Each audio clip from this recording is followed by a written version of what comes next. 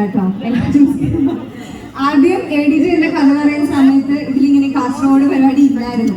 ഞാൻ ഇന്നായതിനു ശേഷമാണ് പുള്ളിക്കാരന് ഇങ്ങനെ ഒരു ഐഡിയ തോന്നിയതും എന്നോട് കാസർഗോഡ്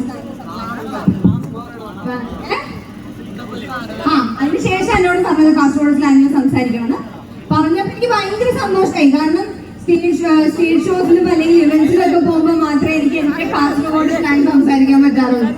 ഇവിടെ ഒരു സിനിമയിൽ കോട്ടെന്ന് പറയാൻ പറ്റില്ല, കുറെ പോർഷൻസിൽ സംസാരിച്ചിട്ടുണ്ട്. എല്ലാവർക്കും ഇഷ്ടമാവുമെന്ന് വിശ്വസിക്കുന്നു. എന്തുകൊണ്ടാണ് ഞാൻ ഇവിടെ കാസർഗോഡ് വന്നിട്ടില്ല, കൈ നോക്കിയാൽ വന്ന്